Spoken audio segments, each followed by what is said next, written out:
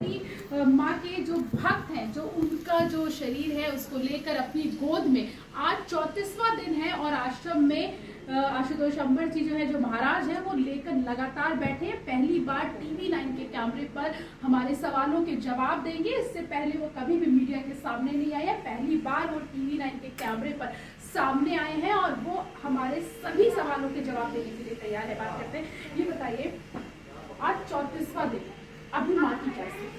सर्वप्रथम सभी को हमारा जय माँ, जय माता दी। और मैं बाबा आशुतोष अंबर महाराज, माँ आशुतोष अंबर जी का सन्यासी शिष्य हूँ। मुझे माँ ने ब्रह्मनिष्ठ की उपाधि दी है। लोगों का पहले एक बहुत प्रश्न होता है कि आशुतोष अंबर कौन है और माँ आशुतोष अंबर जी से क्या इनका कनेक्शन है। तो वो मेरी गुरु माँ है, गुरु माँ है माँ, और माँ पुत्र का जो रिश्ता होता है वही होता है, ये पहले समझे। दूसरा, आपने एक प्रश्न पूछा कि आज 34वां दिन है और क्या स्थिति है। तो हम जो आध्यात्मिक रूप से जो शास्त्र सम्मत चीजें देख रहे हैं, जैसे शास्त्रों में लिखा है कि एक समाधिष्ठ देह, जो निर्विकल्प निर्बीज समाधि में जो जाते हैं, उनका देह जिस तरह का होता है, पवित्र देह जैसे कोमल शरीर जैसे होती है, जैसे उसमें आभा बनी होती है, वो वैसे भी है, वैसे ही है, पहले दिन से वैसे है। क्योंकि हम सब भी अनुभूति कर रहे हैं। पूर्व की कोई अनुभूति किसी की नहीं थी, सबने शास्त्रों में पढ़ा। और शास्त्र संबंध जो चीजें हैं, कहा जाता है गीता में, यह शास्त्र विधि मुत्सृजय वर्तते काम करता, न स सिद्धिम अवाप्नोति न सुखाम न पराम गति। शास्त्र संबंध जो कार्य नहीं करते हैं, उन्हें सुख परम गति नहीं मिलती। तो शास्त्र संबंध हमने चीजें देखी हैं, वो चीजें हमें मिल रही हैं। मैं बहुत सौभाग्यशाली हूँ, माँ का ऋणी हूँ कि ऐसे पल का, ऐसे समय का मैं एक दृष्टा बन पाया हूँ और वो चीजें मैं प्राप्त कर पाया। महाराज जी, आप लोगों ने कहा था कि 1 महीने के अंदर, जो कि 28 तारीख को पूरा होगा एक महीना, कि 1 महीने के अंदर जो माँ है आपकी वो वापस आ जाएगी। लेकिन जो डेडलाइन थी वो तो खत्म हो गई है। अब लोग जानना चाहते हैं, देश जानना चाहता है कि अब आगे क्या, और अब आगे आप लोग क्या कहेंगे कि कब वापस आएंगी आपकी माँ? सर्वप्रथम तो मैं आपको बता दूं कि एक शिष्य की भावना होती है।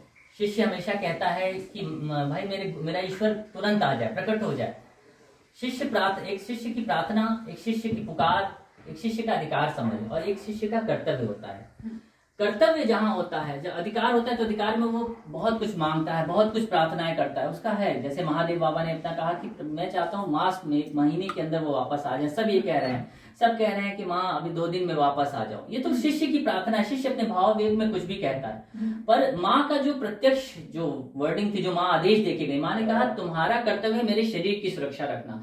मैं समय, जब शरीर सुरक्षित रहेगा तो मैं समय पे उपस्थित हो जाऊंगी। तो जो मेरा कर्तव्य, अब यहाँ कर्तव्य की बात है, तो हमें बस उनके शरीर को सुरक्षित रखना है। और आना तो उनका निश्चित है, क्योंकि जो तक आज तक उन्होंने एक एक कहा, ईश्वर का दर्शन कराया, ध्यानस्थ किया, लोगों को खुद नहीं समाधि में गए, पहले अपने अलग अलग शिष्यों को अलग अलग समाधियों में लेके गई हैं वो। बहुत से शिष्य यहाँ भावगत समाधि, सविकल्प समाधियों में, सभी समाधियों में कई दिन, 3-3 दिन, 4-4 दिन, 5-5 दिन तक रहे हैं। मैं खुद उस ऐसी समाधियों को प्राप्त किया हूँ, माँ ने खुद दिया है। तो माँ ने जिसको समाधि दी और खुद निकाले, तो वो तो खुद अब निर्विकल्प और निर्विष समाधि में गए हैं, तो वो सक्षम है। हमें पूरा विश्वास है, क्योंकि उनके शब्द जो पूर्व में आज तक सिद्ध हुए हैं वो फिर होंगे। तो वापस आएंगी, लेकिन समय अभी आप लोग नहीं बता सकते। बिल्कुल समय इसलिए नहीं बता सकते। समय कारण ये है क्योंकि उनका जो मिशन है, जो महापुरुष आज तक गए हैं समाधि में, उस एक मिशन लेके गए हैं। समाधि 2 तरह की चीजों की होती है। एक समाधि को प्राप्त करता है वो ईश्वर को प्राप्त, लय होने के लिए, वो पूरी तरह लय हो जाता है फिर। और एक समाधि धारण करता है महापुरुष जो विश्व कल्याण के लिए, किसी एक एम ऑब्जेक्ट के लिए। तो माँ ने पहले ही अपनी वीडियो में कहा कि मेरा लक्ष्य है एक तो श्री आशुतोष महाराज जी को वापस लेके आना, दूसरा विश्व कल्याण, तीसरा विश्व शांति के लिए।